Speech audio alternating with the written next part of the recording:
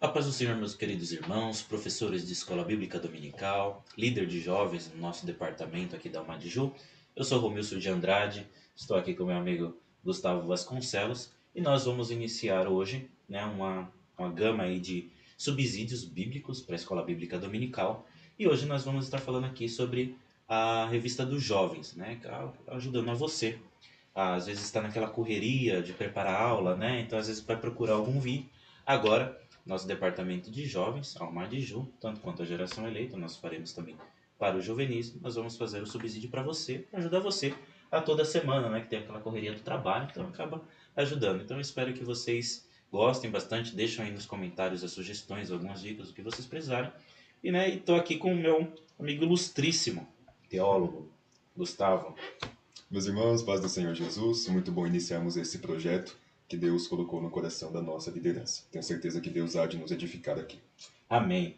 E a gente vai falar nesse primeiro trimestre de 2024, o tema da revista, um tema muito perspicaz, principalmente por o que está acontecendo hoje em relação ao relativismo, aos ataques contra a palavra de Deus e contra o povo de Deus. É um tema extremamente fundamental, né, já pelo tema os fundamentos dos apóstolos e dos profetas, que é a doutrina bíblica como base para uma caminhada cristã vitoriosa. Sem a palavra de Deus, a gente não sabe nem como funcionar, né? A Bíblia é o manual do crente. Então, se você não conhece a palavra de Deus, com certeza aí a sua vida ela tá meia estranha, eu diria, na verdade. Então, nós vamos trabalhar e eu gostaria de comentar aqui rapidamente as lições, né? Teremos 13 lições nesse primeiro trimestre.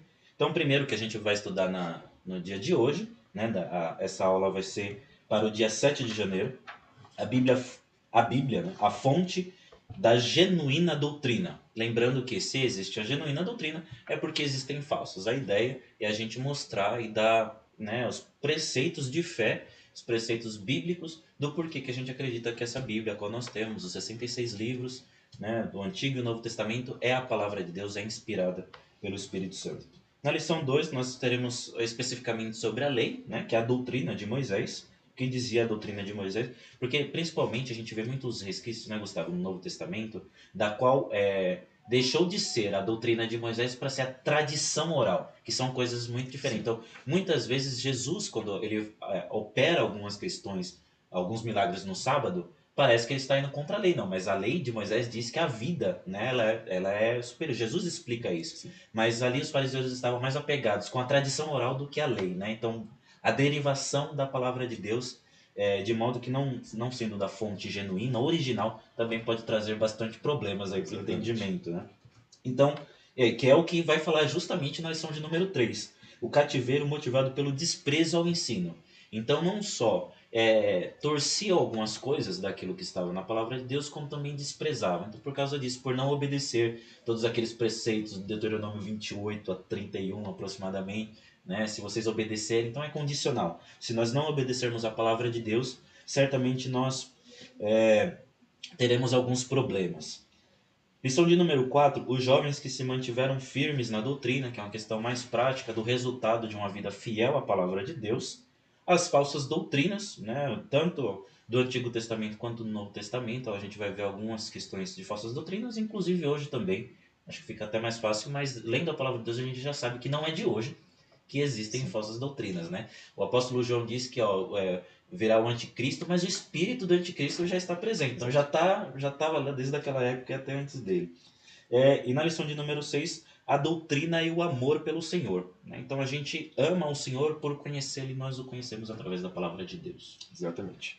Bom, na lição 7 nós vamos falar sobre a doutrina que dá vida e expulsa demônios. Então, o caráter espiritual da doutrina e o que ela pode fazer, sendo essa peça fundamental de dinamização para a igreja, né? O poder do Espírito Santo através da palavra. Martinho Lutero, no livro Teologia da Reforma, traz essa informação. Martinho Lutero dizia que qualquer movimento que fosse gerado dentro da igreja que não fosse oriundo das Escrituras não deveria ser considerado como sendo do Espírito Santo. Então, a doutrina é aquela que é responsável por levar a igreja a uma dinamização. A obra do Espírito tem que vir através da doutrina. Na lição 8, nós vamos falar sobre a sã doutrina. Então, o pastor Elias Torralbo, comentarista da lição, mais uma vez, nessa questão apologética, Então ele fala sobre a questão das falsas doutrinas na lição 5 e amparado nisso ele vai falar sobre a sã doutrina.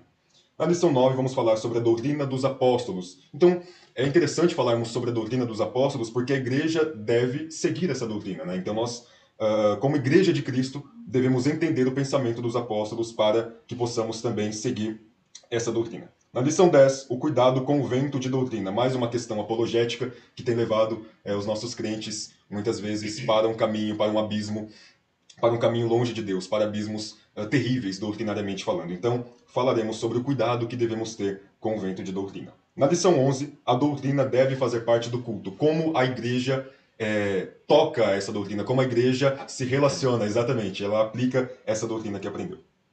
Na lição 12, perseverando na doutrina de Cristo.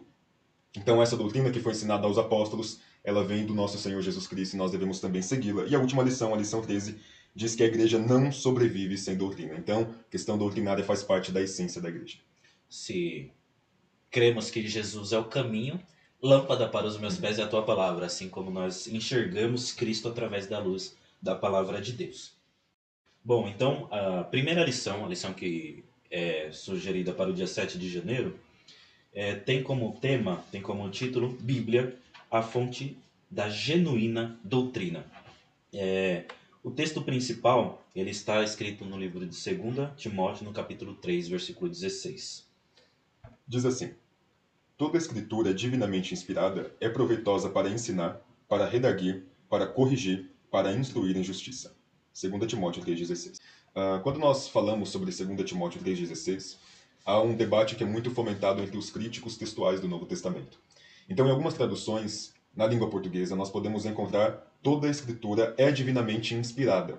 Nessa tradução utilizada pelo pastor Elias, a ênfase recai sobre como essa doutrina, essa escritura divinamente inspirada age para gerar doutrina. Então diz que toda escritura divinamente inspirada é. Então, em alguns manuscritos nós temos a ênfase recaindo sobre a questão da inspiração da Bíblia, e em outros momentos, em outros manuscritos, nós temos a ênfase recaindo sobre a doutrina que é gerada pela Bíblia. Quando nós tivemos aula de grego com o nosso pastor Ezequias, ele falou sobre isso, falou sobre essa questão de manuscritologia. E ele disse que ambas as concepções estão corretas. Toda a escritura é genuína se é oriunda da Bíblia. Toda a escritura é divinamente inspirada. Aliás, toda a escritura divinamente inspirada é proveitosa para gerar doutrina. Como também toda a escritura é divinamente inspirada, veio do próprio Deus. Que inclusive é o objetivo da doutrina, a gente vai falar mais para frente, mas doutrina é o ato em relação ao ensino. Se é um ensino, ele vai redarguir e corrigir também, até porque você ensina direcionando através de um parâmetro, né, quantitativo e qualitativo. Sim. E instruir em justiça. Então existe uma linha na qual a palavra de Deus é pautada, que é na própria justiça de Deus. Só por esse texto a gente poderia ficar já falando nas 13 lições, né? Então tanto o resultado da inspiração quanto o inspirador, ele é poderoso tanto para redarguir, quanto para ensinar, quanto para nos trazer pela palavra de Deus, pela Bíblia, né, todos esses ensinamentos. E Bíblia também, já definindo, é o conjunto de livros. Né? Então, a gente faz a distinção que a Bíblia Sagrada é o conjunto de livros sagrados. Se é sagrado, separado, então é separado por quê? Por que a gente considera esses livros separados? Então, o resumo da lição também vai dizer que a Bíblia é a única fonte genuína de doutrina para o cristão. Né? E aí, inclusive, a gente vai comentar por que se a Bíblia é a única fonte, porque existem Bíblias diferentes, né? Porque existem Bíblias com mais ou menos livros do que a que nós temos. Então é um assunto completamente salutar para os nossos dias. E o texto bíblico, se me permite, Gustavo, eu gostaria de ler o 14 e o 15, você lê o 16 e o 17. Perfeito. E diz assim, olha, 2 Timóteo, capítulo 3, versículos 14 e 17.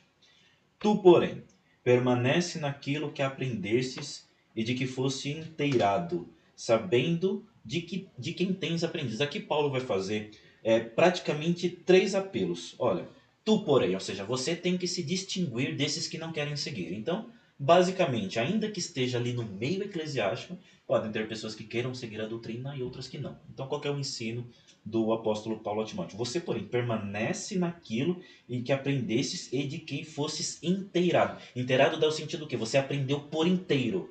A palavra de Deus ela não pode ser esquartejada, né? Não é caixinha de promessa. Né? Eu não posso ir lá pegar o versículo da felicidade do dia. Não, a palavra de Deus é completa. Sim. Na palavra de Deus tem a presença de Deus nas aflições, tem o silêncio de Deus, tem as vitórias de Deus. Tudo isso está na Bíblia. Então ela é inteira. Né? Sabendo de quem tem aprendido. Então não é só o que ele ouviu, mas de quem ele ouviu, que ele sabe que foi alguém que foi inspirado pelo Espírito Santo, alguém que tinha autoridade sobre a vida dele. O pastor de Timóteo, no caso Paulo, né, também dando essa questão de não, o mensageiro também é importante nesse caso. O mensageiro ele tem que ser fiel à palavra, mas se o mensageiro não for fiel à palavra, a palavra é suficiente em si, né?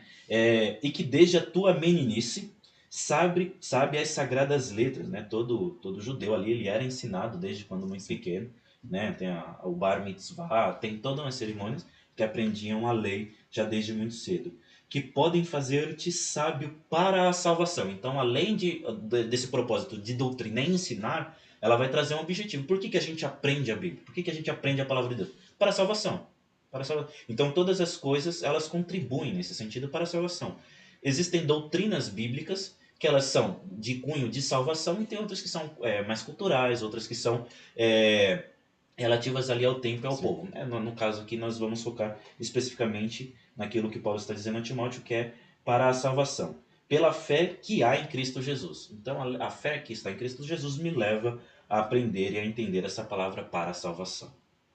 No versículo 16 temos: toda a escritura divinamente inspirada é proveitosa para ensinar, para redarguir, para corrigir, para instruir em justiça. Versículo 17: para que o homem de Deus seja perfeito e perfeitamente instruído para toda boa obra. Então nós vamos comentar agora a introdução e já o nosso primeiro tópico, a origem da Bíblia. A introdução diz o seguinte: neste trimestre estudaremos a respeito do valor da doutrina. Este é um tema de fundamental importância para o cristão, individualmente e para a igreja. Quanto ao foco da primeira lição, abordaremos a Bíblia como fonte segura da doutrina. Certamente você concorda que a Bíblia é indispensável para uma vida cristã frutífera, saudável. Mas você sabe qual é a sua origem e natureza? Nesta primeira lição, vamos responder essas questões, discorrendo a respeito da origem da Bíblia e a sua inspiração divina e a sua elevada e inestimável importância. Ok. Algum comentário? E isso daqui é uma introdução fundamental, até porque, na verdade, a gente já vai entrar até a questão da origem da Bíblia. Nós temos várias Bíblias diferentes, né?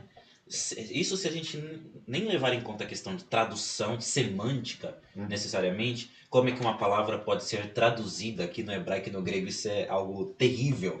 Só pela palavra, aí você, dependendo da conjugação daquele verbo, dependendo do genitivo, acusativo, dativo, isso daí é complexo. Sim. Mas só entendendo uma questão macro da Bíblia, a primeira questão que a gente pode pensar é: por que existem, né, pensando na questão da origem literária da Bíblia, por que existem livros que estão presentes em uma determinada Bíblia, como por exemplo na Bíblia Católica, que são os livros que nós denominamos apócrifos, eles denominam como deuterocanônicos, só a definição de apócrifo é oculto, né, está distante. E deuterocanônico é que eles foram canonizados posteriormente por serem escritos ali na época um pouco anterior à vinda de Cristo, a primeira vinda de Cristo, né, na época entre Malaquias e Mateus, o tempo do silêncio. E a gente sabe que nesse espaço de tempo teve muitas produções literárias, né? A gente tem o livro de 1ª e 2ª Macabeus, que conta a história específica do que estava acontecendo naquele tempo, porque ele é considerado na Bíblia e não é considerado na outra, né? Então a gente tem algumas questões em relação a isso. Você faz as honras de comentar as primeiras e depois eu comento outras, né? Okay. Só sobre esse ponto dos livros apócrifos, o Dr. Wayne Grudem, ele faz uma citação de um teólogo chamado Edward Joseph Young. E ele diz o seguinte: não existe nenhum sinal nesses livros que ateste a origem divina. Quais livros? Os apócrifos, ou deuterocanônicos. Tanto Judite como Tobias contêm erros históricos, cronológicos e geográficos. Os livros justificam a falsidade e a fraude e faz com que a salvação dependa de obras meritórias, de onde vai se originar a questão das indulgências, né? Da Igreja Católica, que o protestantismo ele é construído em cima, não dessa doutrina, mas construído a partir de uma questão apologética contra isso. Eclesiástico e Sabedoria de Salomão inculca uma moralidade baseada em conveniências. Sabedoria ensina a criação do mundo a partir da matéria pré-existente. Ou seja, Deus não é aquele que cria do nada. Deus não é o único pré-existente. Então existe um outro Deus matéria, né? Diferente de Deus. como nós podemos encontrar em Sabedoria 11:17. Eclesiástico ensina que dar esmolas propicia a expiação pelo pecado, em Eclesiástico 3:30. Em Baruque se diz que Deus ouve as orações dos mortos, em Baruque 3:4. E em 1 Macabeus há erros históricos e geográficos. Então, onde que esses livros deuterocanônicos ou apócrifos se originam? Eles se originam nessa questão do período interbíblico e eles vêm à tona no Concílio de Trento, na Igreja Católica em 1546, na questão da Contra-Reforma, no período histórico da Contra-Reforma, a Igreja Católica declara oficialmente que os apócrifos fazem parte do cânon. Para nós concluirmos essa questão, o Dr. Wayne Grudem, ele cita pelo menos 4 questões pelas quais nós não devemos crer nesses livros como divinamente inspirados. A primeira é, eles não atribuem a si mesmo o mesmo tipo de autoridade que tem os escritos do Antigo Testamento. É interessante nós lermos os profetas como sendo aqueles que portam as palavras. Então, geralmente nos primeiros versículos dos livros proféticos, nós temos a seguinte afirmação, Davar Elohim, ou Davar Yahvé. A palavra de Deus vem a mim. Né? Essa palavra, eu estou sendo responsável, eu sou responsável por transmitir essa palavra, essa Davá Yahvé, essa palavra que vem de Deus. E esses livros não atribuem essa questão da inspiração. Em segundo lugar, não foram considerados palavras de Deus pelo povo judeu, do qual se originaram. Paulo diz que os oráculos de Deus foram confiados a esses povos, né? A esse povo, os judeus. E eles desprezaram, não creram nesses livros, pela questão da data da composição, que foi no período interbíblico, e também por questão da língua. A maioria foi escrito em grego. Em terceiro lugar, não foram consideradas escrituras por Jesus, nem pelos escritos do Novo Testamento.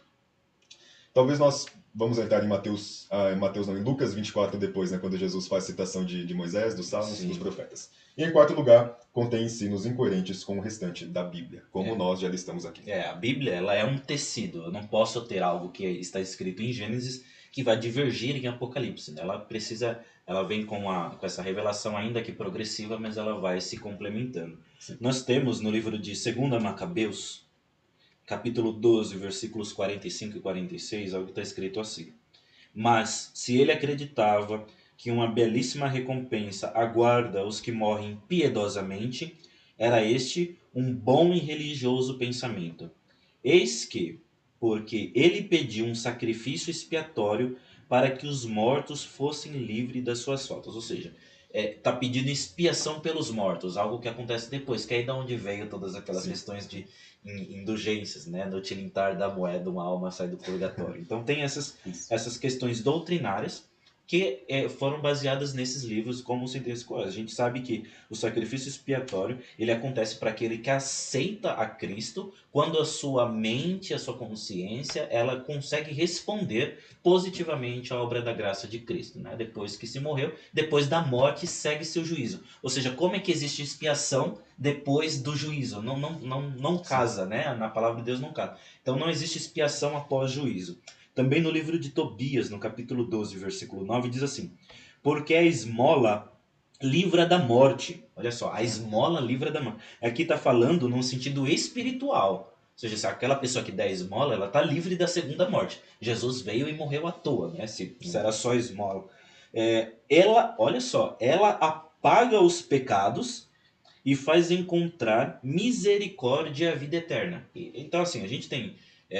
está no credo da Igreja Católica que a salvação é pela fé e por obras, né? De acordo com o texto segundo escreveu aqui Tobias, conforme nós lemos. Então são coisas que ela diminui de uma forma tão grande, assim, tão grotescamente a questão toda cristológica, soteriológica, a salvação através pelo sacrifício de Jesus, e você não vê, conforme o Gustavo já mencionou, você não vê Jesus ratificando nenhum desses livros, citando nenhum desses livros, não está na lista de nenhuma das passagens a qual Jesus, que é a fonte maior de autoridade, né, na palavra de Deus, ele já ratificou o profeta Jonas, Moisés, os profetas, os salmos, Davi, né, ele reconhecendo o título de Jesus, filho de Davi. Então tem várias, e não só essas literaturas, né, a gente entende que existe o peso histórico, né? Foi um escrito que aconteceu num tempo e num lugar, podendo retratar a opinião teológica de um autor, mas elas, de acordo com todo o contexto, né? Que é daquilo que nós entendemos que um dos critérios para verificar a inspiração divina é o contexto, se ela está de acordo com a palavra de Deus. Então toda a Bíblia ela é literalmente consonante em si. E que também é um milagre, né? Você tem aí um espaço de 1.600 anos, 40 pessoas diferentes, com 3 dialetos, né? Ou 2 dialetos, 3 idiomas e um dialeto, grego, o hebraico e o aramaico principalmente ali na época do cativeiro, com Daniel e alguns outros profetas menores escrevendo, mas trechos menores. E você vê toda essa conexão que existe na palavra de Deus, todas elas se costurando, alguma coisa que começou, né, sem imagina, às vezes eu escrevo uma página de redação, o final da página geralmente já está contradizendo o começo, né? Para quem está acostumado aí com redação, você olha e você fala, não, imagina você escrever 66 livros com pessoas completamente diferentes, em situações completamente diferentes. Paulo na prisão e Daniel na corte babilônica. Você vê Moisés escrevendo com todo aquele conhecimento egípcio, né, que ele tinha, ou lá, o Jonas que estava lá, sabe?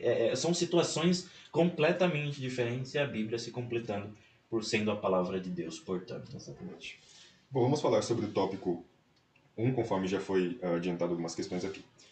A origem da Bíblia, definição do termo. As Escrituras Sagradas são uma confirmação de que Deus deseja ser conhecido pelos seres humanos. Então a Bíblia, ela é plenamente a palavra de Deus, a questão da inspiração plenária da Bíblia. De Gênesis a Apocalipse, a Bíblia é a palavra de Deus. A Bíblia não contém a palavra de Deus, a Bíblia é a palavra inspirada do nosso Deus. E sendo a palavra de Deus, o centro da Bíblia é o próprio Deus. Né? Conforme nós temos lá em Lucas, capítulo 24, o texto diz que Jesus explicava sobre ele, utilizando os textos de Moisés, dos profetas, utilizando tudo aquilo que a Escritura diz, e ele estava explicando sobre ele. Então ele pegava partes de todas as Escrituras, ou pegava a mensagem das Escrituras como um todo, e apontava para ele. Então, o foco da Bíblia é ser uma mensagem de Deus. Mas uma mensagem de Deus para quem? Para nós, seres humanos. Então, ela é a revelação do nosso Deus. O doutor, eu me esqueci o nome dele agora, é Grant McCann, no livro Teologia Sistemática, uma perspectiva pentecostal da CPAD, um clássico. Ele passa um tempo, na parte de bibliologia, ele passa um tempo falando sobre a inspiração e sobre a revelação de Deus. E ele diz que nenhum homem pode sondar os caminhos do Senhor. Nenhum homem pode, se Deus simplesmente quiser se esconder, não tem quem ache, não tem quem consiga, não tem quem procure que consiga achar. Mas a glória de Deus está em ocultar as coisas, né? Exatamente.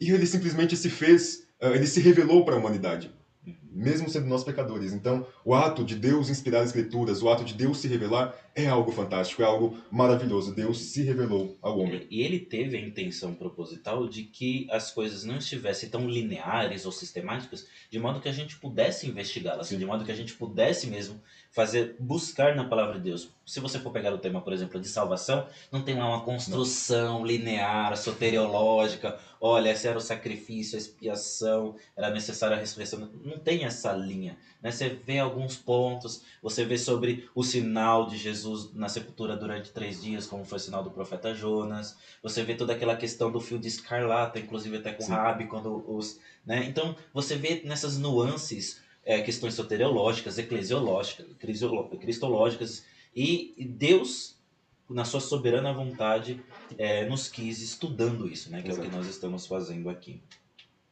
Então, qual é o significado da palavra Bíblia? O vocabulário Bíblia tem origem na expressão grega biblos, como nós podemos encontrar em Mateus 1:1, que significa um livro, ou ainda, de forma diminutiva, Biblion, que significa pequeno livro. O pastor Cláudio Novo de Andrade ele traz essa definição também, Teologia Sistemática Pentecostal, da CPAD. Ele fala sobre o significado da palavra grega Bíblia. Ela vem do grego, então, como nós já falamos, Biblion, que significa livros ou coleção de pequenos livros. Quem trouxe essa definição foi João Crisóstomo, e em uma das CPOs que teve aqui, o pastor Ezequias disse que ele acertou na mosca, né? Porque é uma coleção de livros, mas ao mesmo tempo é um livro só, né? A mensagem e o propósito é o mesmo. O termo Bíblias relaciona-se com o termo Biblos, de onde vem o nome dado à parte interna do papiro, material usado na antiguidade para escrever os livros. A Bíblia é chamada de Escritura, Santas Escrituras e Sagradas Letras. Amém. Também para a gente encerrar esse tópico, acho que é importante, quando nós falamos até está no tópico 3, a origem da Bíblia. Primeiro, a gente fala o cânon bíblico, né? Cânon é a medida, né, da vara de medir, é uma medida né, onde começa e termina, basicamente. Por isso chama canonização, está dentro da medida da Bíblia. E aqui o autor, lá no finalzinho, ele vai trazer algumas referências que são importantes, que são a Bíblia, né, principalmente no Novo Testamento, a autoridade, né, que foi compilada e ratificada na época patrística pelos pais da igreja, ela deveria ter sido escrito por um dos apóstolos ou por alguém bem próximo a eles, como por exemplo o Evangelho de Marcos, né, pela tradição entende-se que foi ditado pelo apóstolo Pedro e Marcos quem escreveu, que é dito como emanuense. Como, por exemplo, várias das cartas de Paulo que a gente atribui a Paulo, tem lá Paulo e fulano e fulano e fulano, né? Paulo e Silvano, Silas. Então, algumas das cartas Paulo, ele escreve com mais irmãos. Alguns deles só escrevendo, né, como emanuense, ou mesmo conjuntamente com o apóstolo Paulo. O conteúdo deveria ser coerente com os ensinos da igreja e os demais livros sagrados, como no Antigo Testamento. Então, o apostolado ele foi para lançar um novo fundamento a qual estava sobre Cristo, né?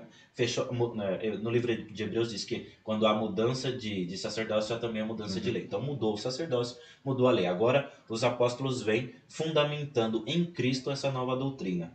Né? Então esse conteúdo deveria ser coerente. E não é que Cristo aboliu. Aquilo tudo não ficou para trás. Muitos dos preceitos morais, inclusive alguns litúrgicos para a igreja do primeiro século, estão baseados no Antigo Testamento. Né? E por último, deveriam ser conhecidos e reconhecidos na igreja. Né? A cartas de livres circulações. Muito bem, agora nós vamos tratar sobre o segundo tópico, a inspiração das Escrituras. Então, o subtópico 1 tenta esclarecer a questão da definição de inspiração. O segundo parágrafo diz o seguinte: inspiração vem do latim inspiratio, que advém do verbo inspirare. Inspiração quer dizer soprar ou ainda insuflar. Então, a questão da inspiração está ligada a uma respiração, como se Deus estivesse respirando sobre a Bíblia, liberando ar. Né? E quando Deus libera o ar, Deus libera a vida também sobre essas escrituras. Em um curso que eu fiz no Seminário Teológico de Dallas, por que crer na Bíblia? Eles discutiam sobre isso. E os doutores que estavam discutindo sobre isso, eles falavam que a questão da inspiração é como se Deus estivesse soprando todo esse processo. E no final de tudo, eles dizem o seguinte: inspiração significa que Deus planejou o processo para que aqueles que escrevessem, o resultado de tudo isso fosse aquilo que Deus queria. Então nós cremos que a Bíblia é a palavra de Deus, como nós já dissemos aqui. E é importante nós também trazermos essa questão para o nosso contexto, porque existem muitas posições teológicas que se levantam contra essa concepção de que a Bíblia é a palavra de Deus. Nós temos pessoas que tratam, por exemplo, a Bíblia como literatura. E o pastor Claudionor de Andrade, no livro que nós já citamos aqui, Teologia Sistemática Pentecostal, ele faz uma citação de um homem chamado Thomas Browne, que diz: a palavra de Deus, pois é o que eu creio serem as Sagradas Escrituras, fosse apenas obra do homem, seria mais singular e sublime, desde o primeiro instante da criação. Porém, nós não cremos que a Bíblia é apenas uma obra humana, mas que ela se torna singular de todas as obras escritas por ser a palavra de Deus.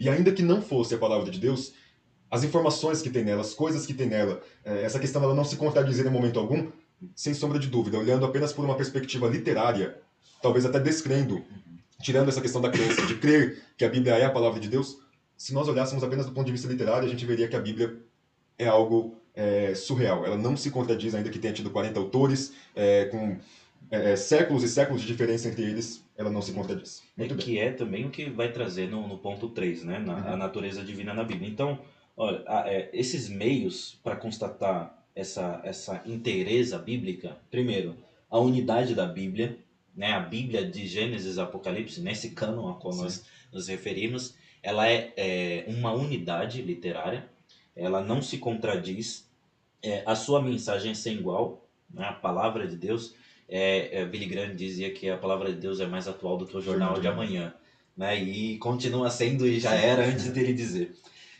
O cumprimento de suas profecias, né? Ou seja, tudo aquilo que está descrito na palavra de Deus como profecia, a palavra de Deus se cumpriu, então está aí naturalmente para todos que quiserem comprovar isso, experimentar e ver.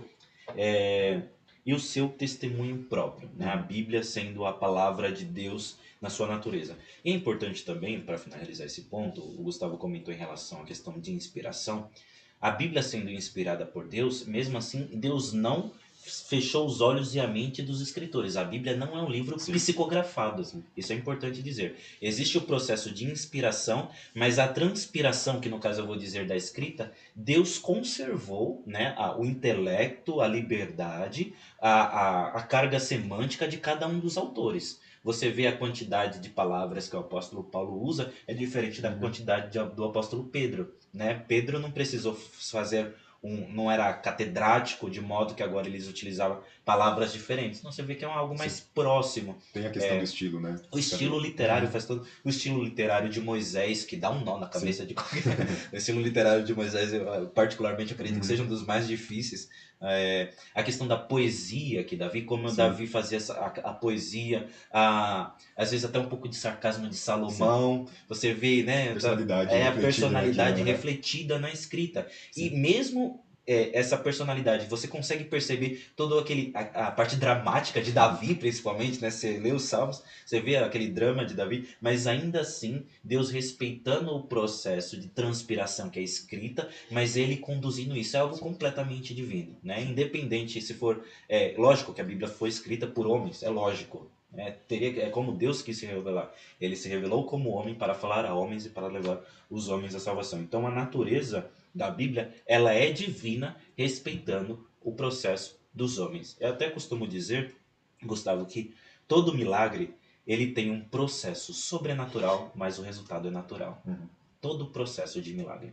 Você vê Deus intervindo, mas tudo aquilo que Deus produz é natural, porque foi assim que ele quis se revelar. Por exemplo, se você não tem uma perna, e Deus lhe dá uma perna nova. Não vai nascer uma perna biônica, metálica. Não, vai ser a mesmo cálcio que vão ter os seus ossos, o mesmo sangue. O processo é sobrenatural, mas o resultado continua sendo natural, tal como a Bíblia foi. Bom, só para nós continuarmos essa questão, nós temos mais duas definições rápidas. A primeira posição, aliás, a segunda posição é a posição liberal.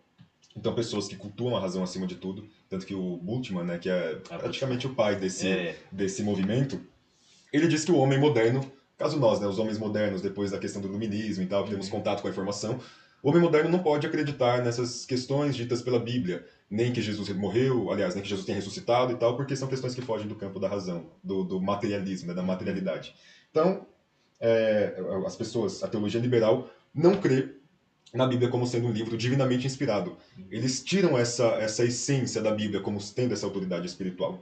E em terceiro lugar nós temos a posição neo-ortodoxa, que inclusive ela é bem sutil e está até em alguns dos nossos púlpitos. Quando os pregadores pedem para a igreja ficar com a Bíblia aberta, porque se fecharem a Bíblia deixa de ser a palavra de Deus. Então, irmãos, vou pregar aqui, deixa a Bíblia aberta, não fechem a Bíblia, porque a Bíblia aberta é a palavra de Deus. Fechando, vocês estão fechando a boca de Deus. Esse é um herese. O pai da posição neo-ortodoxa é Karl Barth, ele surge na contemporânea Bultmann, tentando ir contra as suas ideias, mas também é uma posição extremamente sutil e também ameaça a igreja. Então, nós não podemos aderir a nenhuma dessas, né? A posição neo-ortodoxa vai dizer que a Bíblia tem algumas questões, alguns erros e tal, que ela é a palavra de Deus, mas que ela contém alguns erros, alguns equívocos, enfim, é uma posição também muito sutil e difícil. Então nós aplicamos, nós seguimos a posição conservadora, crendo que a Bíblia de Gênesis e Apocalipse é a palavra de Deus. Tanto e para finalizar essa parte, que a origem do pecado foi a relativização da palavra de Deus. Exato. Foi assim que Deus disse. Bom, agora nós, finalizando, né, chegando aqui ao nosso terceiro tópico, a Bíblia como fonte de doutrina. Então, o que é doutrina? Só para, além dessa definição, né, de doutrina, do latim doutrina, é que ensinar, instruir e educar. Eu gosto muito da definição baseada no livro de 1 Coríntios capítulo 3, versículo 11. O apóstolo Paulo diz assim: porque ninguém pode lançar outro fundamento além do que foi posto, o qual é Jesus Cristo. Então, o que é o fundamento? O fundamento é Cristo e o fundamento é a doutrina, né? A gente sabe que para construir uma casa, sou engenheiro, o Gustavo daqui a pouco também é. A gente sabe que o começo disso é uma casa alicerçada, né? Não tem nem outra definição, já fala especificamente do fundamento. Então, inclusive, o apóstolo Paulo vai continuar nessa construção, vai dizer que todo edifício bem ajustado cresce para a edificação no qual o fundamento é Cristo, né? Então, tudo que se constrói, como até aquilo que você citou de Lutero, se eu não me engano, né? Tudo aquilo que se constrói, onde Cristo não é a Sim. base, não vem de Deus, não é, e não continua, né? Não dá certo. Então, Cristo é o fundamento, Cristo é aquele que lança tudo aquilo que nós temos como doutrina. Os apóstolos lançaram uma outra doutrina por causa da mudança de sacerdócio, conforme está escrito em Hebreus, havendo mudança de sacerdócio, a mudança de lei. Então, essa nova lei, a lei da graça, se é que eu posso utilizar dessa forma, ela vai trazer Cristo como esse sacerdote que liga, que traz o homem a Deus, sendo o próprio Deus vindo até o homem. E a Escritura é quem diz a respeito dele, no qual ele também diz em João 5,39. Vocês examinam as Escrituras, porque nelas vocês julgam ter vida eterna, e Jesus fala, e são elas que dão de mim testemunho. Então, a gente poderia até entrar numa questão de tipologia bíblica, mas nós vemos o sangue de Abel clamando, né? A justiça de Deus como essa justiça que viria através do derramamento de sangue de Cristo. Cristo como sendo a nossa arca, no qual nós estamos guardados, betominados pelo sangue de Jesus do lado de fora, qual não há infiltrações, nós estamos protegidos e salvos para chegarmos no novo céu e na nova terra. A gente tem infinitas possibilidades e tipos que nós encontramos de Cristo no Antigo Testamento, o Novo Testamento. Então, aquilo que o Senhor nosso Deus quer que nós estudamos, conheçamos, entendendo, conhecendo a Bíblia, né? Prossigamos, conheçamos e prossigamos em conhecer ao Senhor, né? Oséias no capítulo 4. Então, queridos, é isso, né? É importante a doutrina bíblica, esse fundamento a qual está pautado em Cristo. A Bíblia é a fonte de doutrina. Você pode refutar muitas coisas, muitos livros, muitos autores. Mas imagina tanta perseguição com crente até hoje. Qual que é o argumento que ficou de pé contra a palavra de Deus? Não há. E nós sabemos que a Bíblia é o milagre escrito da obra de Deus. Então eu espero que isso tenha ajudado a você a preparar a sua lição. Espero que você tenha tomado notas. Espero também que nós podemos ajudar um pouco aqui, né, Gustavo? Então, que Deus abençoe você na sua aula, os seus jovens, os seus alunos, e que você tenha uma boa aula no nome de Jesus. Também desejo que Deus possa abençoar a vida de cada um, proporcionando momentos de edificação para os professores e para os seus alunos. Eu quero encerrar com uma frase de Dietrich Bonhoeffer, que diz assim: não tente tornar a Bíblia importante, ela já é importante em si mesma. Glória a Deus. Deus abençoe, queridos.